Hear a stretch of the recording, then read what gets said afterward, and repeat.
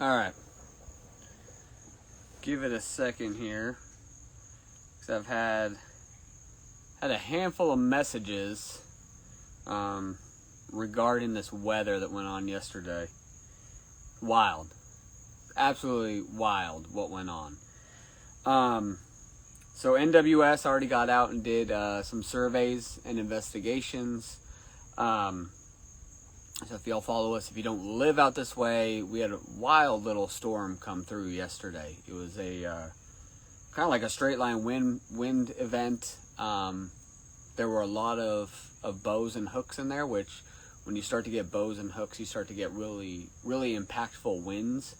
And I try to do my best to alert people when things are going on, just in case they don't get notifications. And we put out yesterday that there was a tornado watch in effect. So a watch, again, is just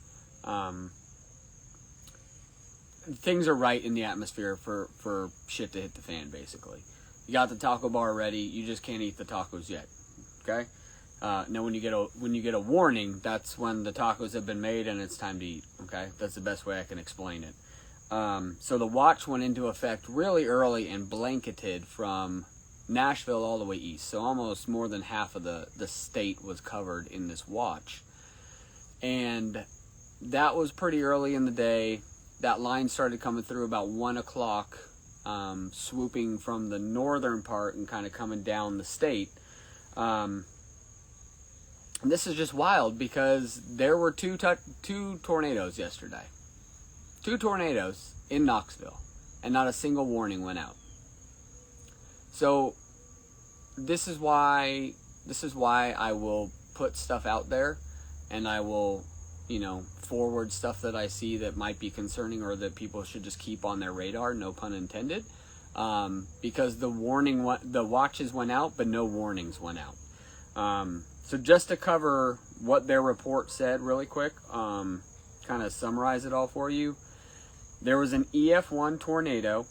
So that's where your winds are within 95 mile per hour to 110, I believe, somewhere in that range. There was an EF-1 tornado that touched down for a minute. That was it. That's all it took, was a minute. And this was in Oral, so this is a little bit west of Lenoir City. Had a little EF-1 tornado drop down. It was less than half a mile, I think, in length. Its width was about 200 yards. So there was still a ton of destruction that went on with this one. There were heavy thunderstorms just below that down in Loudon. It ripped the roof off the gym at Loudon High School. The ticket booth lost its roof. That completely got destroyed. Tons of houses and trees and everything. And so around 2 p.m., an emergency alert came over all the phones. So it's interesting because I've got almost all alerts from the phone carrier turned off. Like when you get an Amber Alert, like those alerts, like I have those completely off, except for emergency alerts. So when the emergency alert broke through at 2 o'clock for 80 miles per hour, that's when you kind of knew, like, okay, well, things are getting a little spicier than we thought they were. But I never thought it was going to get to this because there were no warnings went out at all. So around the exact same time, an EF-2 tornado dropped in West Knoxville. Now this thing was from 217 to 223, so this is about 6 minutes. It went for 3.8 miles, is about 200 yards wide. So it wasn't the same one that dropped over in Oral, because this was almost at the exact same time that the two were happening consecutively. So EF-2, you're at 111 miles to 135 miles. So with that wind warning going out at 80 miles per hour, and you have an EF-2 that dropped in West Knoxville between 111 and 135, that's pretty serious. So those apartments, so it went from, I think it said North Campbell Station Road, and kind of followed a path up towards Level Road, kind of towards the 162. So this is just, if you're local, it's north of the 40 by Costco area. So the fact that we had 2 tornadoes drop and there was no warning sign from National Weather Service just blows my mind. It's insane to me. So that, again, that's why I love people love to poke fun at me, and I will do it until the day I die. But if I get an alert that comes across that I can share with somebody and someone can read it and just be on their toes for something that's going to happen down the line or could have the possibility of happening down the line, I just want them to be aware. So, an EF-1 and EF-2, multiple reports of thunderstorm damage. There was a line of thunderstorms that tracked towards Sevier and Jefferson counties. This is just below Dandridge area, Kodak and Dandridge area. Multiple trees snapped. Douglas Lake and Cherokee both had marinas detach, I believe. Full-on marinas. You can go online and check it out. Like, the actual marina came off the pylons and drifted. So you have boats attached to it. There were pontoon boats flipped all over the place. It was a disaster. And again, that's why either Reed is a fantastic follow or Ryan Hall. Those two guys go out of their way where they fill the gaps where the National Weather Service is not going to be. You can't depend on the National Weather Service. Again, it's government. They do a fantastic job most of the time, but this is another case where warnings did not go out. And back to the Nashville tornado a few years back, Nash Severe WX was the only ones that warned the tornado was on the ground and headed towards people's way, like in that path, because that was nowhere on NWS's radar. It was nowhere on the weather stations. Initially, there was a 5% chance of a tornado hitting within 25 miles of the city whenever the forecast went out. And sure enough, that 5% happened to be right there in Nash Metro. So it's a big deal. And if you can support these smaller guys, Ryan Hall, Reed, Nash Severe WX, if you're in Middle Tennessee, they do fantastic work because they fill in gaps where these bigger ones are missing. So a lot of the stuff in Severe was just trees downed. There's just damage everywhere. I mean, you get up into Knoxville along Middlebrook, there's just power lines all the way down. Let's see, Texas storm chasers down here in Texas, way better than the Weather Channel. Exactly, and it's just people that are, that have eyes on it, and I have friends in Dandridge. Yeah, check on them because there was some serious damage going on up there. Ryan Hall, follow on Twitter or Instagram. Twitter is your best follow for Ryan Hall, and then when you get into severe weather season, which it kind of seems like this is all the time now, springtime and stuff, Ryan Hall will go live on YouTube. Him and Andy will kind of split it up. They do a fantastic job covering everything.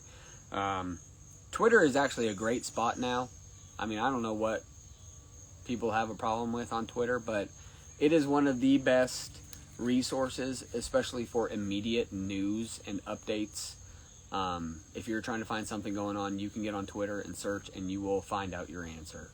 And like Josh sent me that video, Josh Schmitty sent me that video yesterday. He's just filming outside his apartment and that tree just snapped right in front of him, and I happened to put that on Twitter. I missed a T in his tag on Twitter. I felt so bad. But Reed picked it up and Reed retweeted it. Just a little microburst coming through, which is it's crazy to show you how quick things change. When you think you're just gonna run out to your car or something, and it's just a little bit of rain and wind, but it can change quick. So still no power in Corryton. Yeah, there's a lot of places that still don't. KUB had up to 50,000 out without power in Knox County yesterday. And now our area here that Fort Loudon covers, we had, I want to say, in the tens of thousands. We lost power. Babs called me about 2:30, lost power. We had it back on around 7.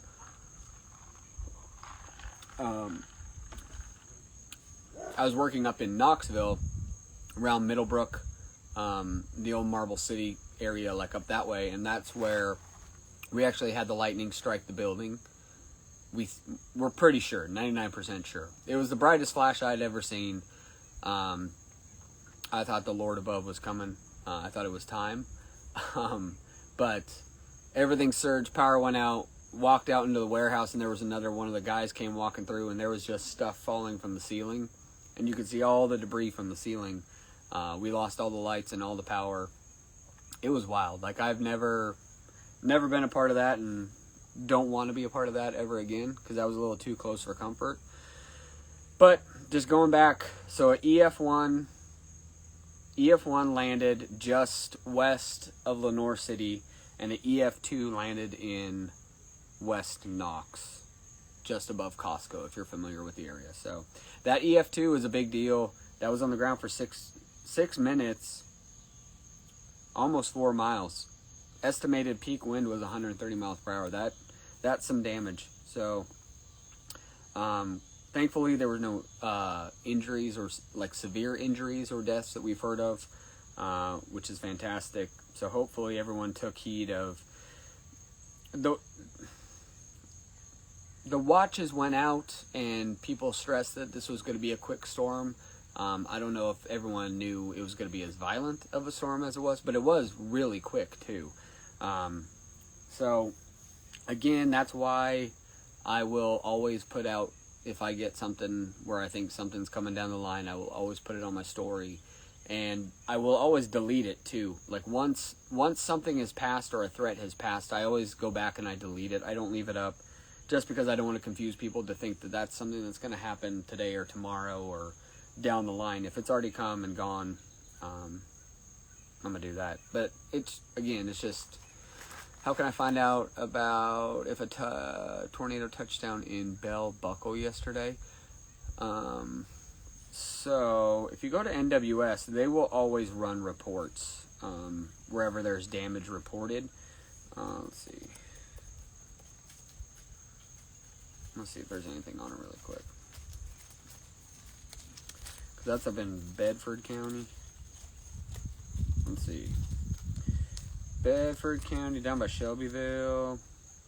So you would want to see...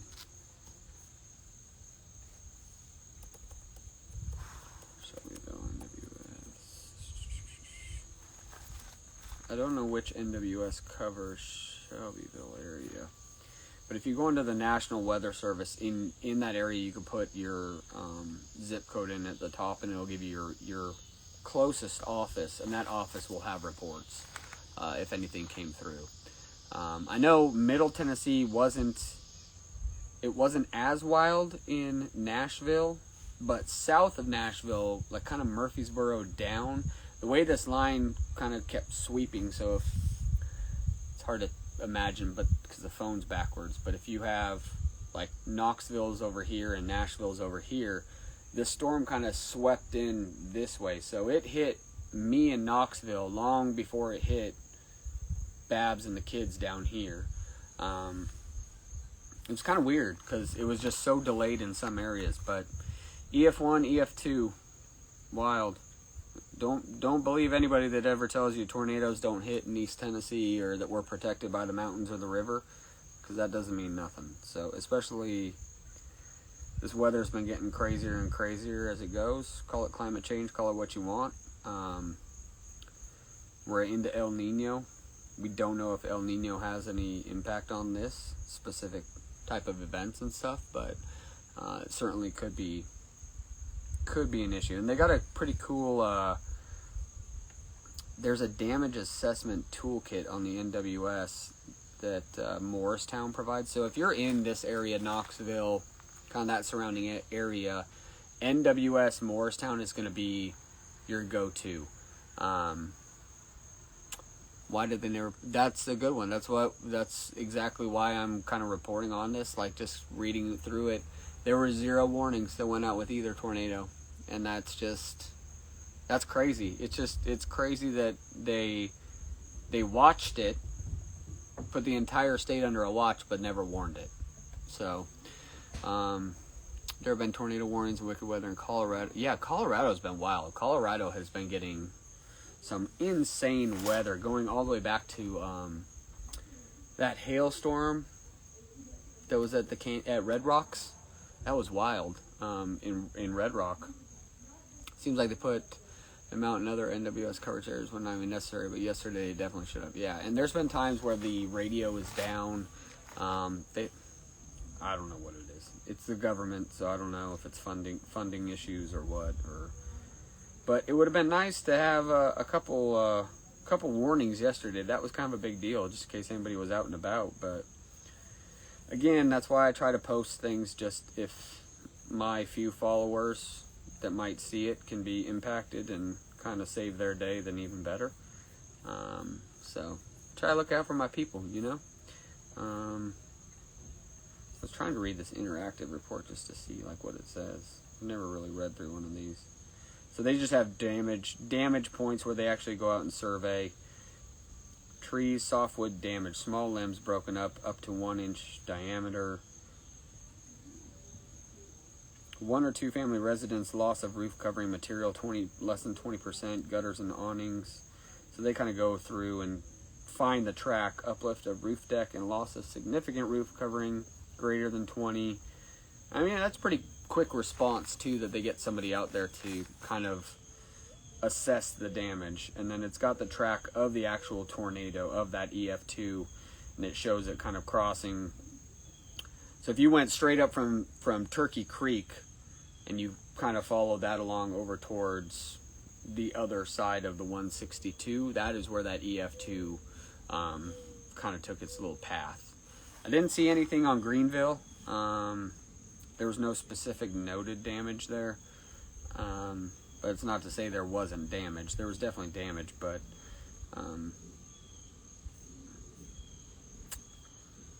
yeah, nothing specifically. But again, Twitter is the go-to, man, especially when it comes to like immediate info on serious things going on. So I felt like going, I didn't know if I should do this live on YouTube or on Instagram, but I feel like I have more Instagram followers that would be locally impacted by all of this. And again, in Colorado right now, it's going off. There's 4 tornado warnings in Colorado right now. Reed is actually live. Reed's live. I don't know if he's in Colorado right now. That guy's all over the place. Never know where he's at. So, no, he's in High Plains. So he is. High Plains is Colorado, right? Yeah. Northern Colorado, southern Wyoming. Yep. So there's, again, so that's another thing is, Thursday is going to be kind of a repeat. Well, not a repeat. It's not going to be a strong line like that, but Thursday is definitely going to have weather that's going to impact your day. I think in Knoxville area, they're expecting 2.5 to 3 inches starting tomorrow evening through Thursday or Friday morning. So if you have plans for anything Thursday, just be ready for it to be changed. Might get a little bit messy. I know the girls have a soccer game. I'm pretty sure that'll get canceled. Most outdoor stuff will probably get canceled. But it does show, I think like right now it shows 95% chance of thunderstorms and activity. So it's definitely, yeah, like it's not normal. Like this is not normal. To have an EF-2 tornado drop down in Knoxville, that is not normal. Rarely get tornadoes out this way on the eastern end of the state. And again, it's not normal either for the weather service not to warn a storm like that. So I don't know if just stuff was going on and they temporarily lost power like everybody else did and they just didn't have a way to warn it or what, but there were just tons of bows and echoes all over that line. And that's kind of where we have an area down here on 321. Told Babs yesterday when I was driving home, I wouldn't have been surprised if something had touched down, just with the amount of damage that's in one little area. There's a carport thrown across 321, trees down. So it's just one of those things, you know, if I'm just going to keep putting it on my feed, and if it warns somebody and somebody can see that and just kind of keep that in the back of their mind that, hey, you know, shit's going to hit the fan later on tonight, we should just be a little bit aware. Ron and I got stuck in the storm on 75 in Chattanooga. Scariest thing ever. Yeah, y'all got hit down there too, just as bad. It was a wild storm. It was a wild storm. So Thursday, we're going to see more action.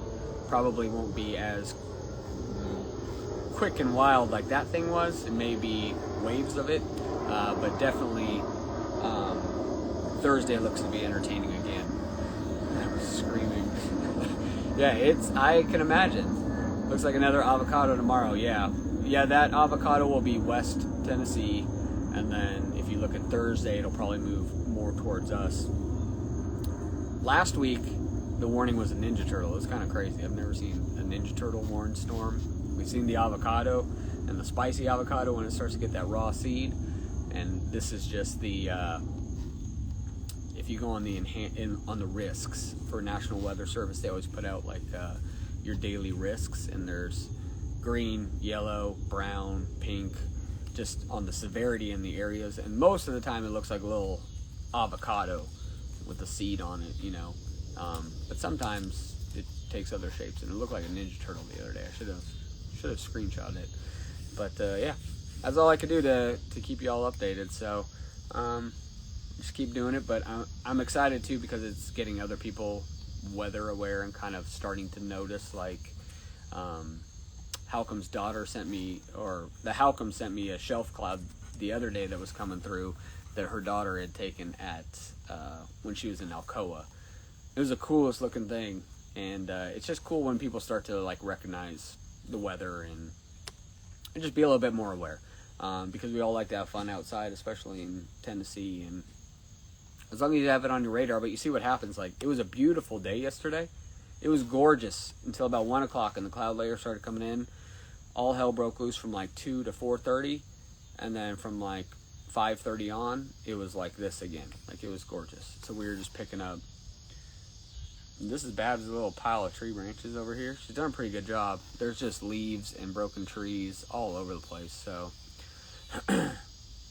Ryan Holyall is a fantastic follow. I can't stress it enough. YouTube, he'll go live for major events. If not, he'll post status updates on Twitter, like yesterday's stuff. Wish more people would pay attention to the weather. Well, especially now, too, because it isn't normal, what we're seeing. Temperatures are all over the place. I don't know if, whatever it is, global warming, climate change, whatever you want to call it. It's wild. It's changing. Like, I mean, California, you had a fire season, you know, and it was only during a certain period, and now California is just a wildfire season year-round. Anybody name a hurricane that's come through yet? Hurricane season started June, and there hasn't been a single. I think they've named 5 or 6 storms maybe. Nothing's even gotten close to the U.S. though. They've all kind of stayed out and done their own thing. And it's wild because the water is so warm in Florida right now. There's reports of like 95 degrees down in the Keys, which isn't. Why would you get in there? You know. Why would you even, you wouldn't want to enjoy that. That's not enjoyable at all. Like Florida Keys, like you're thinking like, I'm not thinking 95, like ugh. So the Gulf is super hot. There's been no storms down there. And that's it. Yeah, like Evan just said, traditionally like tornado prone areas, people are just oblivious until it's too late. And there's nothing wrong with just being aware and putting it on your radar and then just going about your day, you know. But at least it's in the back of your head that if you see a cloud forming, you know, the wind changes, all of a sudden there's a dip in temperature, it starts to get cold with the gust of wind or something.